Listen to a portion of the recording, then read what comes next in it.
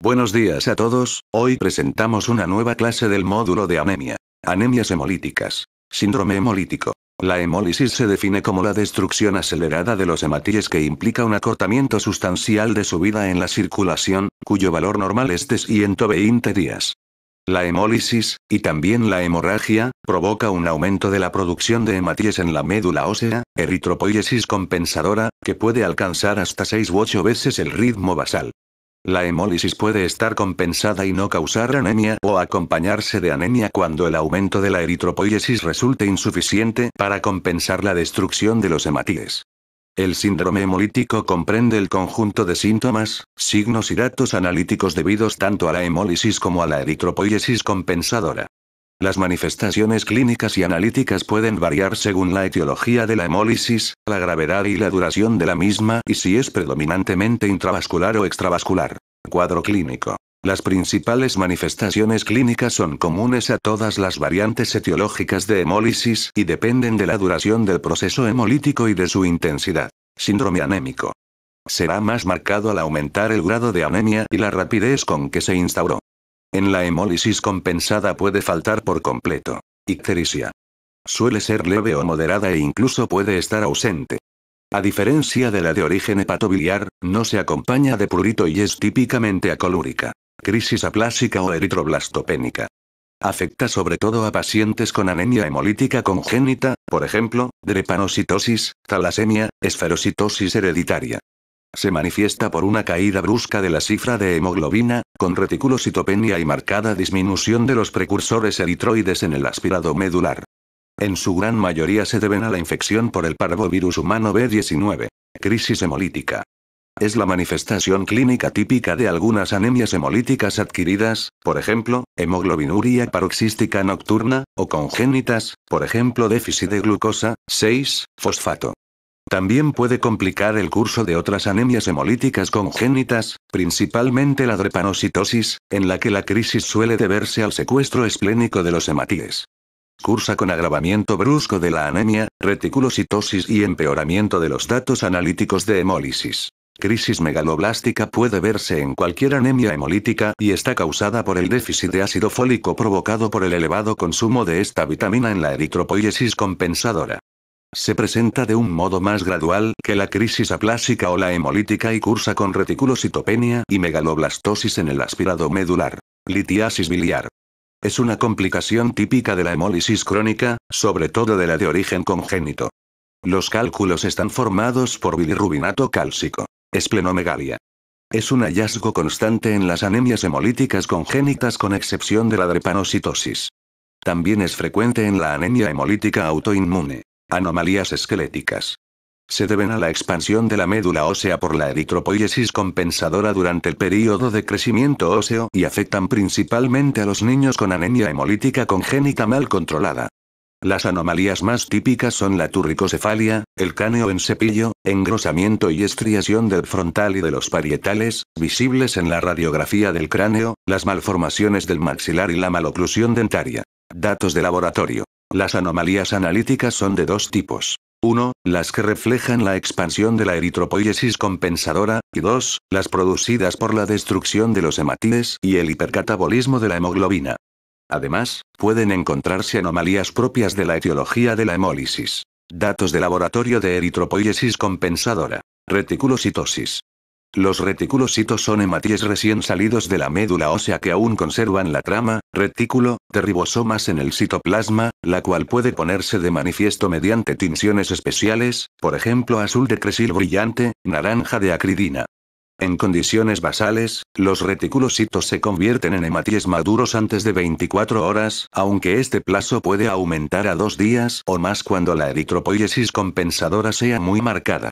La cifra de reticulocitos se expresa como porcentaje del total de hematíes, normal, 0,5 a 1,5%, y debe corregirse por el grado de anemia para evitar que la disminución del número de hematíes produzca un aumento espurio del porcentaje o bien expresarse en términos absolutos. En el examen de la extensión de sangre los reticulocitos se observan como hematíes de mayor tamaño y citoplasma policromático. En las reticulocitosis intensas, ese mayor tamaño de los reticulocitos se traduce en un aumento moderado del BSM. Eritroblastos circulantes. La hemólisis aguda puede acompañarse de la salida de precursores eritroides a la circulación, generalmente eritroblastos ortocromáticos, y también de la desviación a la izquierda del recuento diferencial de leucocitos, con aumento del porcentaje de neutrófilos no segmentados y la presencia ocasional de metamielocitos e incluso algún mielocito. Hiperplasia eritroblástica en la médula ósea. El examen de la médula ósea mostrará un marcado aumento de la celularidad a expensas de la hiperplasia de la serie eritroblástica en todos sus estadios madurativos.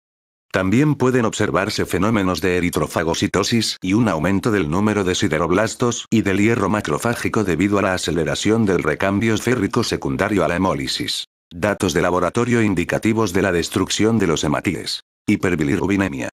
Se produce a expensas de la bilirrubina no conjugada, indirecta, la cual no se excreta por la orina, hiperbilirrubinemia acolúrica. La concentración de bilirrubina en sangre depende de la rapidez con que se produce a partir del catabolismo del grupo M de la hemoglobina y de la eficacia del hígado para conjugarla y excretarla. Por tanto, la cifra de bilirrubina es un mal indicador de hemólisis, ya que puede ser normal incluso cuando la hemólisis sea franca y rara vez excede los 5 miligramos por decilitro si no hay un trastorno hepatobiliar concomitante. Aumento de LDH sérica.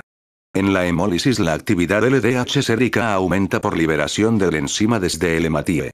No es un parámetro específico de hemólisis, ya que la LDH sérica también puede estar aumentada en la anemia megaloblástica y en cualquier proceso que curse con destrucción de los tejidos. Disminución de la aptoglobina. La aptoglobina es una proteína plasmática producida en el hígado cuya función es capturar la HB libre en el plasma con la que forma un complejo que es luego catabolizado por el hígado. La concentración de aptoglobina disminuye e incluso llega a desaparecer del plasma tanto en la hemólisis intravascular como en la extravascular. La disminución de la aptoglobina es un indicador muy sensible de hemólisis, pero no es específico de la misma, pues también puede encontrarse en la anemia megaloblástica y en otras anemias que cursen con eritropoiesis ineficaz, así como en la insuficiencia hepática. Como la aptoglobina es un reactante de fase aguda, puede aumentar en las infecciones, en los procesos inflamatorios y en las neoplasias. Hemoglobinemia. La hemoglobinemia y la hemoglobinuria son datos característicos de la hemólisis intravascular. La hemoglobinemia puede percibirse a simple vista por el color rojo del plasma cuando la concentración de hemoglobina supera los 50 miligramos por decilitro, cantidad que corresponde a la hemólisis intravascular de menos del 0,5% de los hematíes circulantes. La hemoglobinemia puede alterar el resultado de las pruebas de laboratorio de química clínica que se leen mediante espectrofotometría. Hemoglobinuria. Ocurre en la hemólisis intravascular cuando la hemoglobina libre en el plasma supera la capacidad de unión con la aptoglobina. El color de la orina puede variar desde el rosa pálido al rojo intenso o incluso al negro de las bebidas de cola. La hemoglobinuria puede detectarse con tiras reactivas que se basan en la prueba de benzidina y se distingue de la hematuria por la falta de hematíes en el examen microscópico del sedimento urinario. Hemosiderinuria. La presencia de gránulos de hemosiderina en las células de descamación del túbulo renal es indicativa de un episodio reciente de hemoglobinuria. Se pone de manifiesto mediante la tinción de Pearls del sedimento urinario. Hiperferritinemia. En las anemias hemolíticas crónicas, sobre todo en las de origen congénito, se produce una acumulación patológica de hierro que es más marcada en las que cursan con eritropoiesis ineficaz, por ejemplo talasemia, y que se ve agravada por las transfusiones de sangre repetidas. La acumulación de hierro se manifiesta por el aumento de la concentración sérica de ferritina y por la disminución de la saturación de la transferrina.